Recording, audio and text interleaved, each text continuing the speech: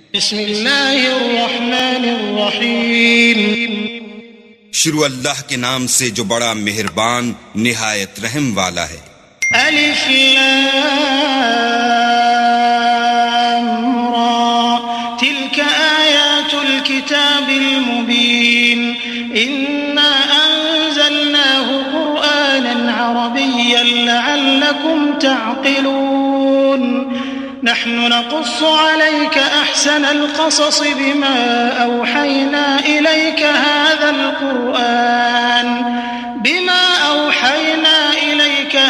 القرآن وإن كنت من قبله لمن الغافلين۔ الف لام را، یہ کتاب روشن کی آیتیں ہیں۔ ہم نے اس قرآن کو عربی میں نازل کیا ہے تاکہ تم سمجھ سکو۔ اے پیغمبر، ہم اس قرآن کے ذریعے سے جو ہم نے تمہاری طرف بھیجا ہے تمہیں ایک نہایت اچھا قصہ سناتے ہیں، اور تم اس سے پہلے بے خبر تھے۔ اذ قال يوسف لأبيه يا أبت إني رأيت 11 كوكبا والشمس والقمر رأيتهم لي ساجدين قال يا بني لا تقصص رؤياك على إخوتك فيكيدوا لك كيدا إن الشيطان للإنسان عدو مبين۔ جب یوسف نے اپنے والد سے کہا کہ ابا میں نے خواب میں 11 ستاروں اور سورج اور چاند کو دیکھا ہے، دیکھتا کیا ہوں کہ وہ مجھے سجدہ کر رہے ہیں۔ انہوں نے کہا کہ بیٹا اپنے خواب کا ذکر اپنے بھائیوں سے نہ کرنا، نہیں تو وہ تمہارے حق میں کوئی فریب کی چال چلیں گے۔ کچھ شک نہیں کہ شیطان انسان کا کھلا دشمن ہے۔ وَكَذَلِكَ يَجْتَبِيكَ رَبُّكَ وَيُعَلِّمُكَ مِن تَأْوِيلِ الْأَحَادِيثِ وَيُتِمُّ نِعْمَتَهُ عَلَيْكَ وَعَلَى آلِ يَعْقُوبَ كَمَا أَتَمَّهَا عَلَى أَبَوَيْكَ مِن قَبْلُ إِبْرَاهِيمَ وَإِسْحَاقَ إِنَّ رَبَّكَ عَلِيمٌ حَكِيمٌ۔ اور اسی طرح اللہ تمہیں برگزیدہ و ممتاز کرے گا اور خواب کی باتوں کی تعبیر کا علم سکھائے گا، اور جس طرح اس نے اپنی نعمت پہلے تمہارے دادا پردادا ابراہیم اور اسحاق پر پوری کی تھی، اسی طرح تم پر اور اولاد یعقوب پر پوری کرے گا۔ بے شک تمہارا پروردگار سب کچھ جاننے والا اور حکمت والا ہے۔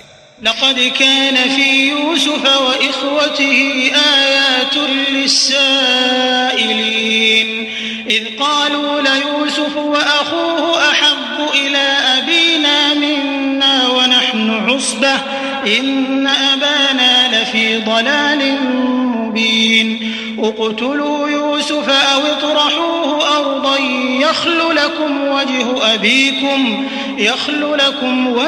أبيكم وتكونوا من بعده قوما صالحين۔ ہاں، یوسف اور ان کے بھائیوں کے قصے میں پوچھنے والوں کے لیے بہت سی نشانیاں ہیں۔ جب انہوں نے آپس میں تذکرہ کیا کہ یوسف اور اس کا بھائی ابا کو ہم سے زیادہ پیارے ہیں، حالانکہ ہم جماعت کی جماعت ہیں، کچھ شک نہیں کہ ابا صریح غلطی پر ہیں، تو یوسف کو یا تو جان سے مار ڈالو یا کسی ملک میں پھینک آؤ، پھر ابا کی توجہ صرف تمہاری طرف ہو جائے گی اور اس کے بعد تم اچھی حالت میں ہو جاؤ گے۔ قال قائل منهم لا تقتلوا يوسف وألقوه في غيابة الجب يلتقطه بعض السيارة إن كنتم فاعلين قالوا يا أبانا ما لك لا تأمنا على يوسف وإنا له لناصحون أرسله معنا غدا يرتع ويلعب وإنا له لحافظون۔ ان میں سے ایک کہنے والے نے کہا کہ یوسف کو جان سے نہ مارو، کسی گہرے کنویں میں ڈال دو کہ کوئی راہگیر نکال کر اور ملک لے جائے گا، اگر تم کو کرنا ہی ہے تو یوں کرو۔ یہ مشورہ کر کے وہ یعقوب سے کہنے لگے کہ ابا جان، کیا سبب ہے کہ آپ یوسف کے بارے میں ہمارا اعتبار نہیں کرتے، حالانکہ ہم اس کے خیر خواہ ہیں؟ کل اسے ہمارے ساتھ بھیج دیجئے کہ خوب میوے کھائے اور کھیلے کودے، ہم اس کے نگہبان ہیں۔ قال إني ليحزنني أن تذهبوا به وأخاف أن يأكله عنه غافلون قالوا لئن أكله الذئب ونحن عصبة إنا إذا لخاسرون فلما ذهبوا به وأجمعوا أن يجعلوه في غيابة الجب وأوحينا إليه لتنبئنهم بأمرهم هذا وهم لا يشعرون. انہوں نے کہا کہ یہ امر مجھے غمناک کیے دیتا ہے کہ تم اسے لے جاؤ، یعنی وہ مجھ سے جدا ہو جائے، اور مجھے یہ بھی خوف ہے کہ تم کھیل میں اس سے غافل ہو جاؤ اور اسے بھیڑیا کھا جائے. وہ کہنے لگے کہ اگر ہماری موجودگی میں کہ ہم ایک طاقتور جماعت ہیں اسے بھیڑیا کھا گیا تو ہم بڑے نقصان میں پڑ گئے. غرض جب وہ اس کو لے گئے اور اس بات پر اتفاق کر لیا کہ اس کو گہرے کنویں میں ڈال دیں تو ہم نے یوسف کی طرف وحی بھیجی کہ ایک وقت ایسا آئے گا کہ تم ان کے اس سلوک سے آگاہ کرو گے اور ان کو اس وحی کی کچھ خبر نہ ہوگی. وجاءوا أباهم عشاء يبكون قالوا يا أبانا إنا ذهبنا نستبق وتركنا يوسف عند متاعنا فأكله الذئب وما أنت بمؤمن لنا ولو كنا صادقين. وجاءوا على قميصه بدم كذب قال بل سولت لكم أنفسكم أمرا فصبر جميل والله المستعان على ما تصفون. یہ حرکت کر کے وہ رات کے وقت باپ کے پاس روتے ہوئے آئے اور کہنے لگے کہ ابا جان ہم تو دوڑنے اور ایک دوسرے سے آگے نکلنے میں مصروف ہو گئے اور یوسف کو اپنے اسباب کے پاس چھوڑ گئے تو اسے بھیڑیا کھا گیا، اور آپ ہماری بات کو گو ہم سچ ہی کہتے ہوں باور نہیں کریں گے. اور ان کے کرتے پر جھوٹ موٹ کا لہو بھی لگا لائے. یعقوب نے کہا کہ حقیقت الحال یوں نہیں ہے بلکہ تم اپنے دل سے یہ بات بنا لائے ہو. اچھا صبر کرو کہ وہی خوب ہے، اور جو تم بیان کرتے ہو اس کے بارے میں اللہ ہی سے مدد مطلوب ہے. وجاءت سيارة فأرسلوا واردهم فأدلى دلوه قال يا بشرى هذا غلام وأسروه بضاعة والله عليم بما يعملون وشروه بثمن بخس دراهم معدودة وكانوا فيه من الزاهدين. اب اللہ کی شان دیکھو کہ اس کنویں کے قریب ایک قافلہ آوارد ہوا اور انہوں نے پانی کے لیے اپنا سقہ بھیجا. اس نے کنویں میں ڈول لٹکایا تو یوسف اس سے لٹک گئے. وہ بولا زہی قسمت یہ تو نہایت حسین لڑکا ہے، اور اس کو قیمت سرمایہ سمجھ کر چھپا لیا، اور جو کچھ وہ کرتے تھے اللہ کو سب معلوم تھا. اور اس کو تھوڑی سی قیمت یعنی معدود چند درہموں پر بیچ ڈالا، اور انہیں ان کے بارے میں کچھ لالچ بھی نہ تھا.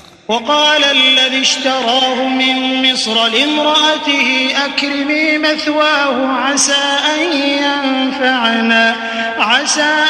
ينفعنا أو نتخذه ولدا وكذلك مكنا ليوسف في الأرض ولنعلمه من تأويل الأحاديث والله غالب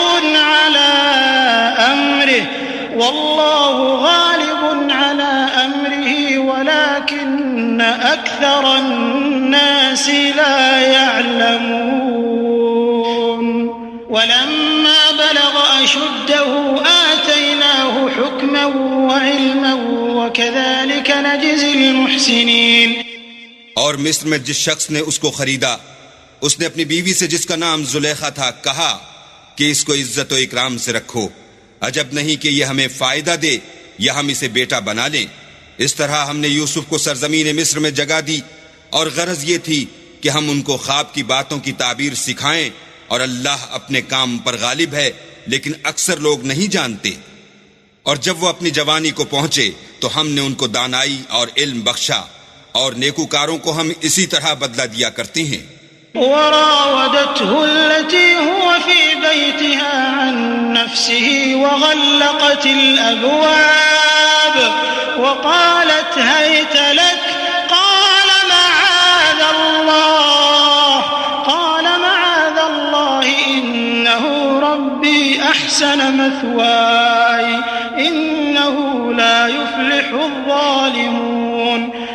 ولقد همت به وهم بها لولا أن رأى برهان ربه كذلك لنصرف عنه السوء والفحشاء إنه من عبادنا المخلصين واستبق الباب وقدت قميصه من دبر وألف يا سيدها لدى الباب قالت ما جزاء من أراد بأهلك سوءا إلا أن يسجن أو عذاب أليم.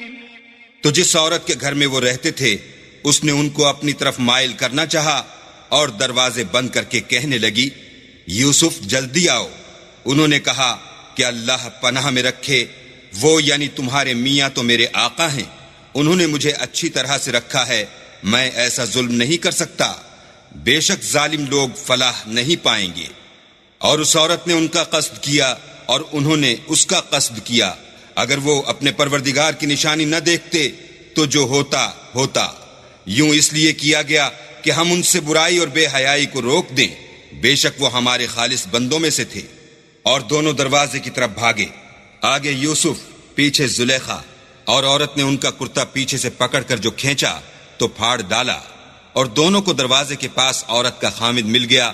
تو عورت بولی کہ جو شخص تمہاری بیوی کے ساتھ برا ارادہ کرے اس کے سوا کیا سزا ہے کہ یا تو قید کیا جائے یا دکھ کا عذاب دیا جائے. قال هي راودتني عن نفسي وشهد شاهد من أهلها إن كان قميصه قد من قبل فصدقت وهو من الكاذبين وإن كان قميصه قد من دبر فكذبت وهو من الصادقين فلما رأى قميصه قد من دبر قال إنه من كيدكن إن كيدكن عظيم يوسف أعرض عن هذا واستغفري لذنبك إنك كنت من الخاطئين.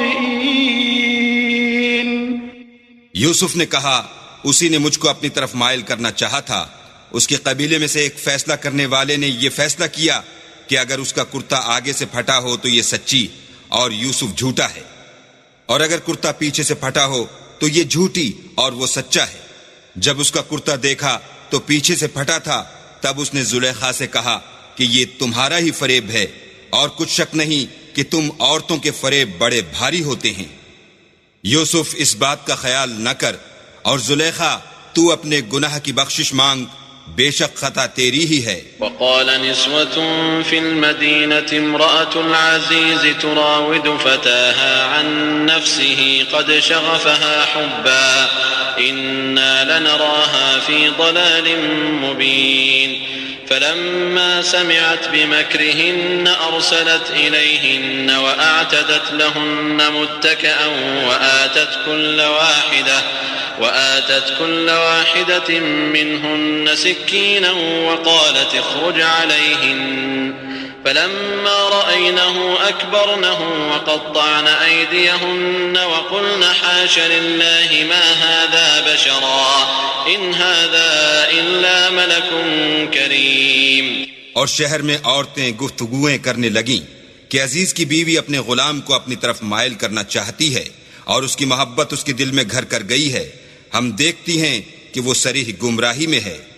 جب زلیخا نے ان عورتوں کی گفتگو جو حقیقت میں دیدار یوسف کے لیے ایک چال تھی سنی تو ان کے پاس دعوت کا پیغام بھیجا اور ان کے لیے ایک محفل مرتب کی اور پھل تراشنے کے لیے ہر ایک کو ایک ایک چھری دی اور یوسف سے کہا کہ ان کے سامنے باہر آؤ.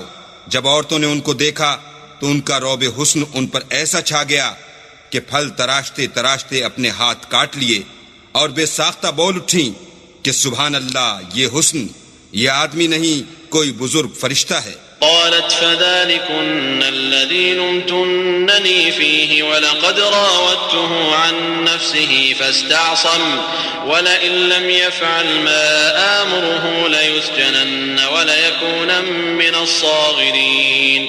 قال رب السجن أحب إلي مما يدعونني إليه وإلا تصرف عني كيدهن أصب إليهن وأكن من الجاهلين فاستجاب له ربه فصرف عنه كيدهن إنه هو السميع العليم ثم بدا لهم من بعد ما رأوا الآيات ليسجننه حتى حين. تب زلیخا نے کہا یہ وہی ہے جس کے بارے میں تم مجھے طعنے دیتی تھیں، اور بے شک میں نے اس کو اپنی طرف مائل کرنا چاہا مگر یہ بچا رہا، اور اگر یہ وہ کام نہ کرے گا جو میں اسے کہتی ہوں تو قید کر دیا جائے گا اور ذلیل ہوگا. یوسف نے دعا کی کہ پروردگار جس کام کی طرف یہ مجھے بلاتی ہیں اس کی نسبت مجھے قید پسند ہے، اور اگر تو مجھ سے ان کے فریب کو نہ ہٹائے گا تو میں ان کی طرف مائل ہو جاؤں گا اور نادانوں میں داخل ہو جاؤں گا. تو اللہ نے ان کی دعا قبول کر لی اور ان سے عورتوں کا مکر دفع کر دیا، بے شک وہ سننے اور جاننے والا ہے. پھر باوجود اس کے کہ وہ لوگ نشان دیکھ چکے تھے، ان کی رائے یہی ٹھہری کہ کچھ عرصے کے لیے ان کو قید ہی کر دیں. ودخل معه السجن فتيان قال أحدهما إني أراني أعصر خمرا وقال الآخر إني أراني أحمل فوق رأسي خبزا تأكل الطير منه نبئنا بتأويله إنا نراك من المحسنين. قال لا يأتيكما طعام ترزقانه إلا نبأتكما بتأويله قبل أن يأتيكما ذلكما مما علمني ربي إني تركت ملة قوم لا يؤمنون بالله وهم بالآخرة هم كافرون واتبعت ملة آبائي إبراهيم وإسحاق ويعقوب ما كان لنا أن نشرك بالله من شيء ذلك من فضل الله علينا وعلى الناس ولكن أكثر الناس لا يشكرون. اور ان کے ساتھ دو اور جوان بھی داخل زندہ ہوئے. ایک نے ان میں سے کہا کہ میں نے خواب دیکھا ہے، دیکھتا کیا ہوں کہ شراب کے لیے انگور نچوڑ رہا ہوں. دوسرے نے کہا کہ میں نے بھی خواب دیکھا ہے، میں یہ دیکھتا ہوں کہ اپنے سر پر روٹیاں اٹھائے ہوئے ہوں اور جانور ان میں سے کھا رہے ہیں، تو ہمیں ان کی تعبیر بتا دیجئے کہ ہم تمہیں نیکوکار دیکھتے ہیں. یوسف نے کہا کہ جو کھانا تم کو ملنے والا ہے وہ آنے نہیں پائے گا کہ میں اس سے پہلے تم کو اس کی تعبیر بتا دوں گا. یہ ان باتوں میں سے ہے جو میرے پروردگار نے مجھے سکھائی ہیں.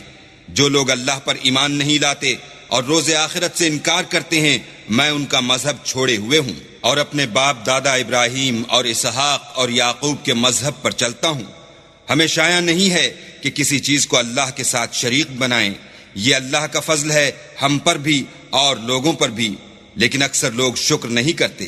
يا صاحبي السجن أأرباب متفرقون خير أم الله الواحد القهار ما تعبدون من دونه إلا أسماء سميتموها أنتم وآباؤكم ما أنزل الله بها من سلطان إن الحكم إلا لله أمر أن لا تعبدوا إلا إياه ذلك الدين القيم ولكن أكثر الناس لا يعلمون. میرے جیل خانے کے رفیقوں، بھلا کئی جدا جدا آقا اچھے یا ایک خدا یکتا و غالب؟ جن چیزوں کی تم اللہ کے سوا پرستش کرتے ہو وہ صرف نام ہی نام ہیں جو تم نے اور تمہارے باپ دادا نے رکھ لیے ہیں. اللہ نے ان کی کوئی سند نازل نہیں کی. سن رکھو کہ اللہ کے سوا کسی کی حکومت نہیں ہے. اس نے ارشاد فرمایا ہے کہ اس کے سوا کسی کی عبادت نہ کرو، یہی سیدھا دین ہے، لیکن اکثر لوگ نہیں جانتے. يا صاحبي السجن أما أحدكما فيسقي ربه خمرا وأما الآخر فيصلب فتأكل الطير من رأسه قضي الأمر الذي فيه تستفتيان. وقال للذي ظن أنه ناج منهما اذكرني عند ربك فأنساه الشيطان ذكر ربه فلبث في السجن بضع سنين.